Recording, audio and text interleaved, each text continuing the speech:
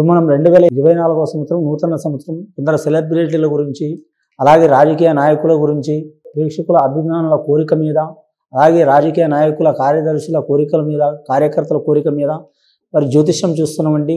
ముఖ్యంగా 2024వ సంవత్సరంలో ఆంధ్రప్రదేశ్ రాష్ట్రంలో వైసీపీ పార్టీ గెలుస్తుందా లేదా జనసేన పార్టీ లేదా తెలుగుదేశం పార్టీ గెలుస్తుందా అనే సందేహంతో చాలామంది మాత్రం ప్రశ్న శాస్త్రంలో చిలక శాస్త్రాన్ని అడుగుతున్నారండి.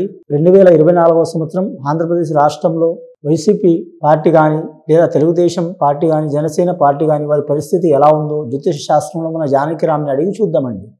జానకిరామ్ చూడు, 3 పార్టీల జ్యోతిష బలం ఎలా ఉంది, వైసీపీ పార్టీది, రెండవది తెలుగుదేశం పార్టీ జనసేన పార్టీ జ్యోతిష బలం ఎలా ఉందో చూడు.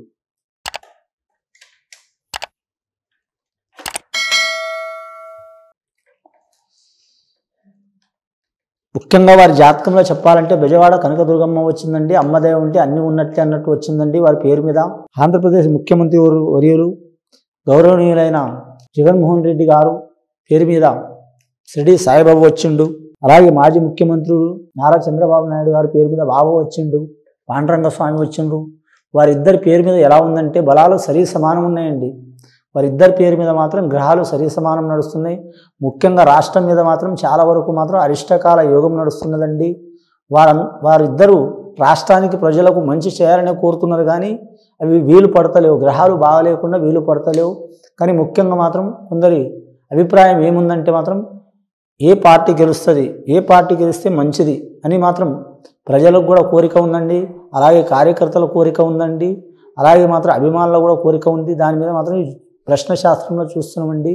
ముఖ్యంగా రాబోయే ఎలక్షన్లో మాత్రం తెలుగుదేశం పార్టీ అలాగే జనసేన పార్టీతో పాటు వైసీపీ పార్టీ ఈ 3 పార్టీల తరపు నుంచి చూస్తే మాత్రం ఇందులో బీజేపీ పార్టీ కూడా టఫ్ అయ్యే అవకాశం ఉందండి. కానీ చాలా వరకు మాత్రం ఇదివరకున్నంత ఉన్నత స్థాయి వైసీపీ పార్టీకి ఉండదండి. చాలా వరకు మాత్రం సీట్లు మాత్రం చేదారే అవకాశం ఉంటుందండి వారి జాతక బలంలో.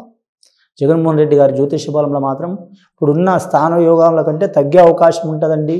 కానీ ముఖ్యంగా నిరుద్యోగుల గురించి అలాగే రాష్ట్ర రాజధాని గురించి అలాగే మాత్రం రాష్ట్రంలో ఉన్న సమస్యల గురించి సరైన నిర్ణయం కేంద్రం వరకు ఒత్తిడి తెచ్చి వారు ఖచ్చితంగా నిర్ణయం తీసుకుంటే మాత్రం జగన్మోహన్ రెడ్డి గారికి చాలా వరకు శుభయోగాలు కలుగుతాయండి. లేదా మాత్రం ఇప్పుడున్నట్టే చేస్తూ ఉంటే మాత్రం ప్రజల నుంచి చాలా వరకు వ్యతిరేకత వచ్చే అవకాశం ఉన్నదండి. ఇది విని చూసి చాలా వరకు వైసీపీ అభిమానులు కావచ్చు, కార్యకర్తలు కావచ్చు, అలాగే తెలుగుదేశం కార్యకర్తలు కావచ్చు, అభిమానులు కావచ్చు, జనసేన కార్యకర్తలు కావచ్చు, అభిమానులు కావచ్చు, ఫాలో అయ్యి మాత్రం చాలా వరకు మాత్రం కేంద్రం మీద ఒత్తిడి తెచ్చి ఆయన మాత్రం నిరుద్యోగుల గురించి కానీ అలాగే రాష్ట్ర శ్రేయస్సు గురించి కానీ రాష్ట్ర రాజధాని గురించి కానీ సరైన పట్టుదల చేసి వారు పోరాడితే మాత్రం సరే వారికి అనుకూలమయ్యే అవకాశం ఉందండి. లేదా నువ్వెంత నేనెంత నువ్వెంత నేనెంత అనుకుంటే చాలా వరకు మాత్రం పార్టీలకు మాత్రం ఇబ్బందికరమైన పరిస్థితి వచ్చే అవకాశం ఉందండి. అది నేను చెప్తున్నది కాదండి, మీరు చెప్తున్నది కాదండి. జ్యోతిష్ శాస్త్రంలో అలా ఉంది, పంచాంగ శాస్త్రంలా, చిలక ప్రశ్న శాస్త్రంలా ఈ చికాకులు మాత్రం ఉంటాయండి.